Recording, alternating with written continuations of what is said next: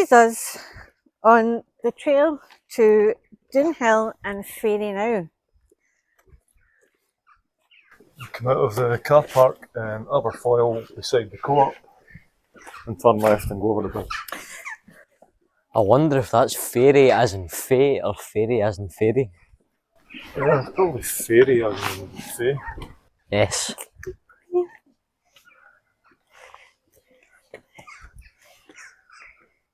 The unicorn was excited by two of her own kind without the horns. Is that a little pony or is it a wee foal? I can't tell, it might be a foal or it might be a pony. It looks like a foal. Looks like a Look at that, everyone, isn't that lovely? Parent-child affection.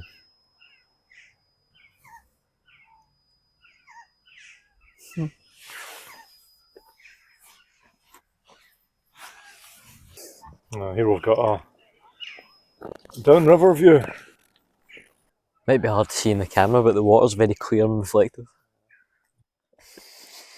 You follow this road, passing some houses on the right, and Aberfoyle Cemetery on the left. That's Doon there. That's where we're off to.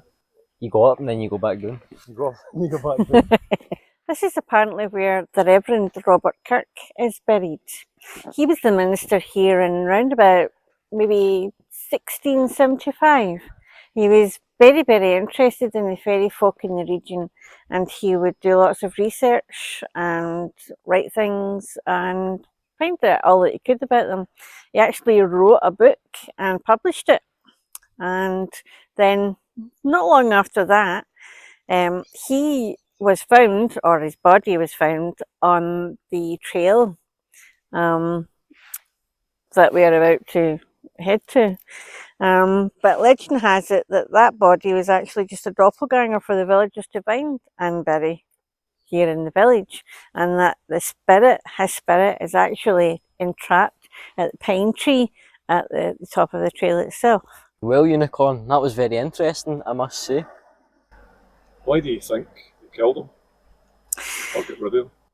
Probably because they're very, I mean, nobody has ever actually really seen a real fairy. Well, all that we know of them is from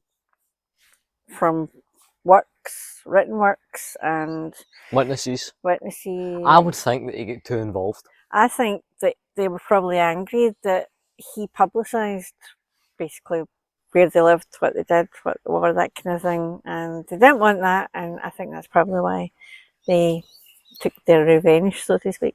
Or if you're not of that belief, maybe it was just bad luck. Who knows? So we suspect that this is where the Reverend is buried. We haven't had time to have a look.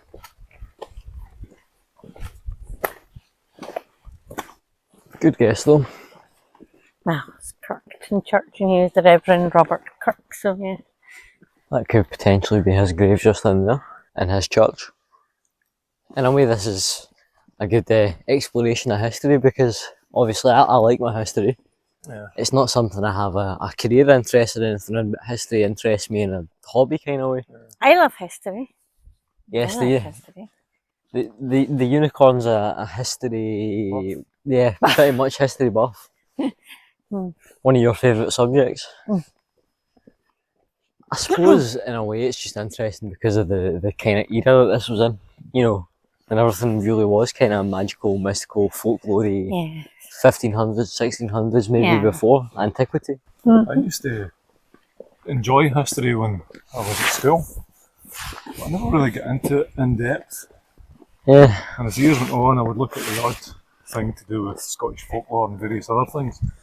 But now, since we've started doing these walks, history has started to open up more and more things about the country that I'm living in, and stories of the past. And it's putting a new perspective on a lot of the things that I'm seeing and a lot of the walks that I'm enjoying. So yeah, history can be fun. I know plenty of old Scottish bedtime stories and things, or folklore tales that sometimes older women or parents or whatever would tell their children at night, or tell them in general, stories about things in general. in case you didn't get that, they're the bear saluted. And things like about the old hag in the Highlands. All right, yeah. And other stories like that. But best not to talk about them, they're a bit graphic for YouTube.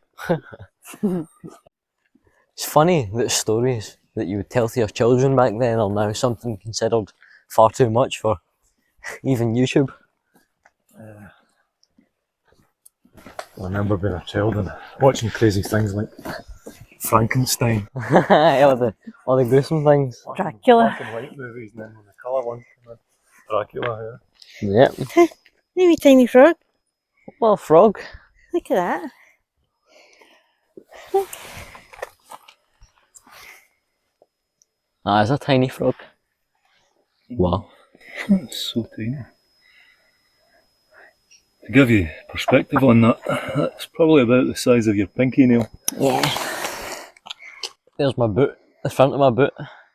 Just in the frame there, next to the frog. So there you go. Quite tiny. Frog's an amazing thing. There you go. Off to safety. Into the brush. Right now as we come up here, keep left at this fork in the road. Yep. And the trail is marked in green and blue. And there's a post right there detailing exactly where you should go. Doonhill Trail. 1.5 miles. There you go, first post. I don't remember being delivered a post of wood. Oh, what is that smell? It's very fragrant. I wouldn't know how to describe that.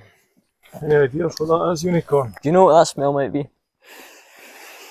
No. It's quite floral. Can't see it. Sticky willies, maybe?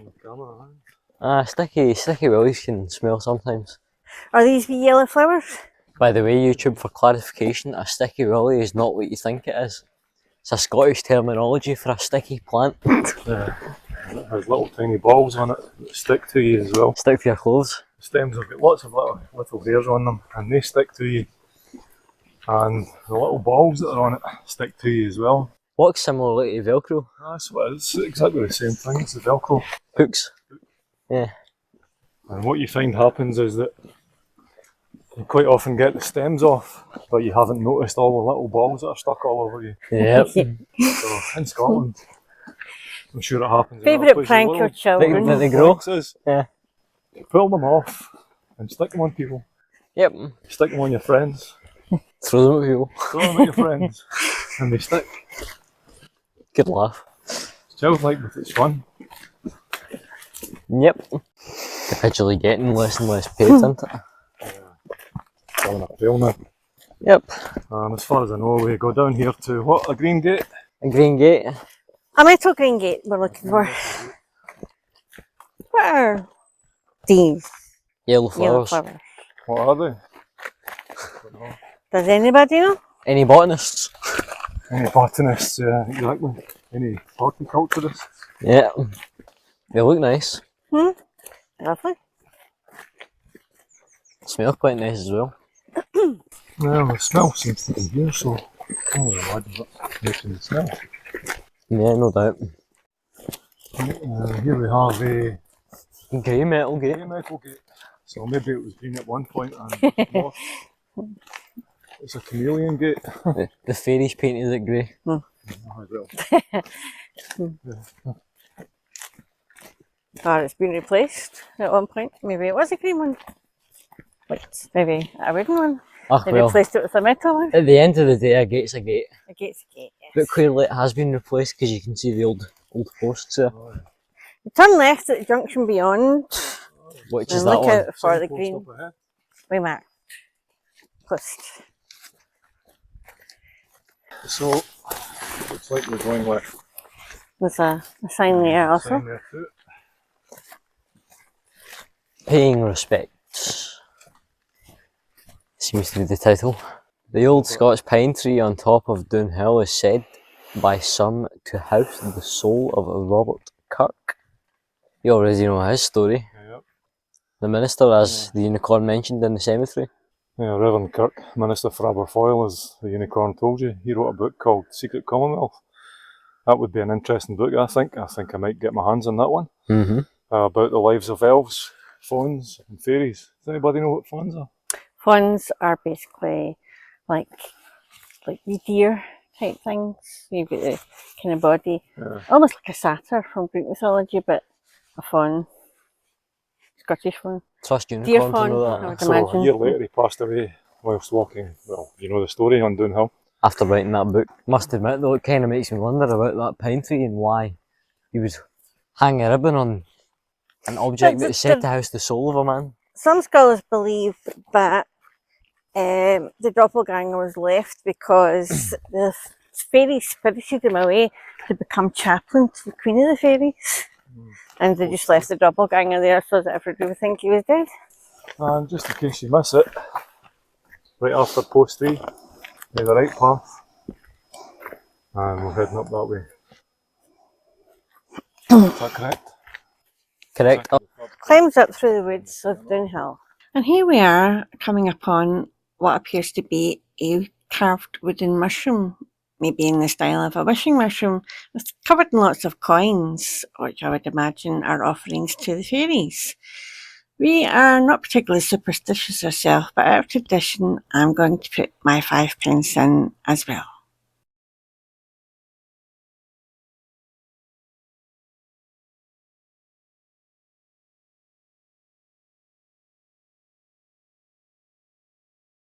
The bears having insect troubles.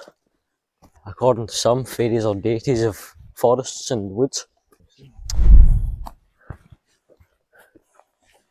As the path meanders through this lovely forest, most of the trees will be oak trees, but then through the trees you sometimes catch a glimpse of a Scots pine, or to the left hand side of me we have a holly bush.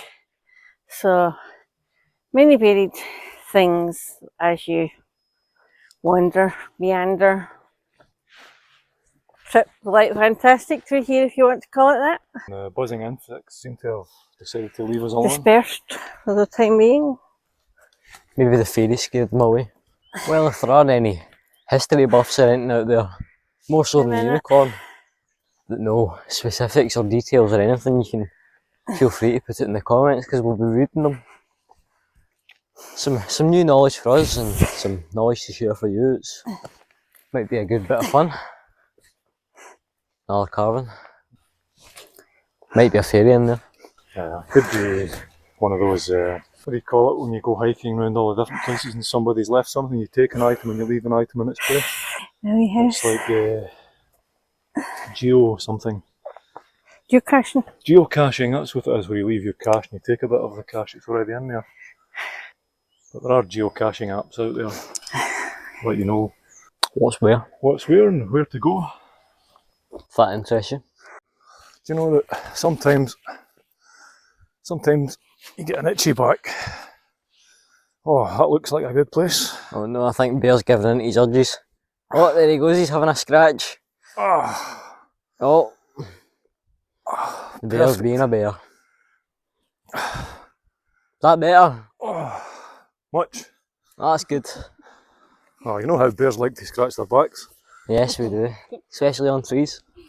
Because they can't reach their own. Right. No one needs a good... Salmon and honey.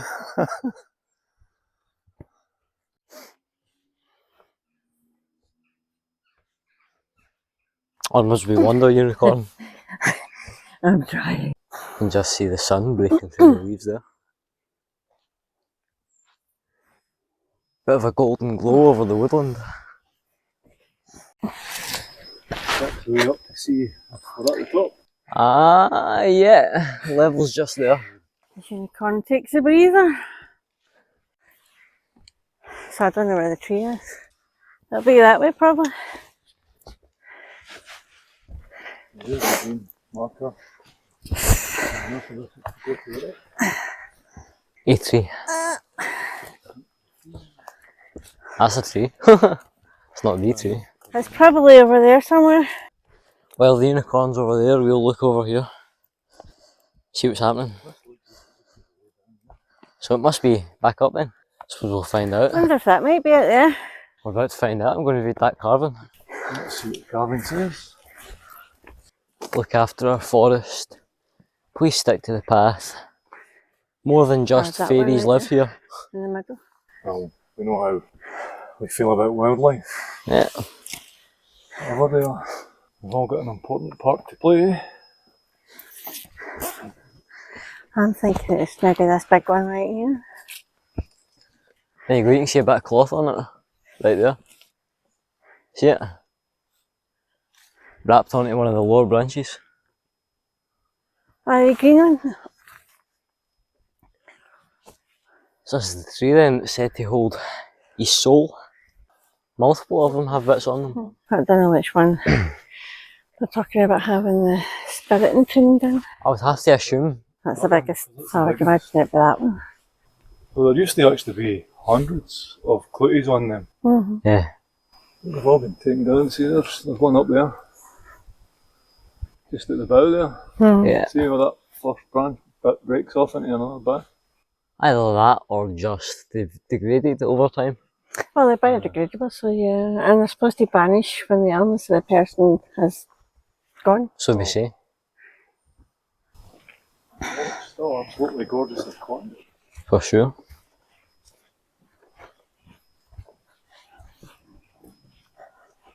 Apart from that peculiar noise. Came from under there. Maybe Yeah. it's just me, but Like a roo roo.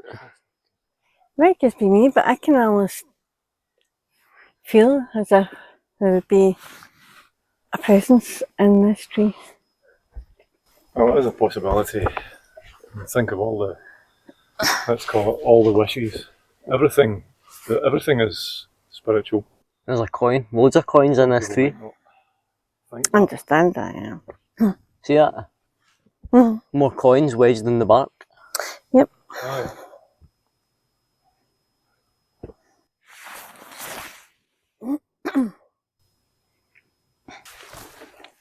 I mean, if you've got an imagination at all, you could imagine somebody Trapped in that tree. trapped in that tree. Or rather, not somebody, but Well, their someone's spirit, soul. yeah, their A spirit presence of trapped someone in that. disembodied. Bound to the tree. Or It goes against certain principles of some of the people that will watch us, but we're only explaining the legend The viewpoint. of this place and the viewpoints. We have our own beliefs on all of this, and I'm sure you do too. and then there's the other part of it that they did this so that nobody would bother about him disappearing because he'd been taken away to become the chaplain to the Queen of the Fairies. I'm not saying to anyone that the myth of the legend isn't true, but in a way you could look at it as if maybe he's been bumped off and someone's covered it up with starting all of this and used his involvement with the writing of the fairies and that as a cover up, but you never know. Could be real, could be not. Very possible. Well, after visiting the fairies, I hope this is the right way to go. Get down here. I don't see any signposts, but I know there was one back there, but we wanted to investigate. You hear that? Oh no!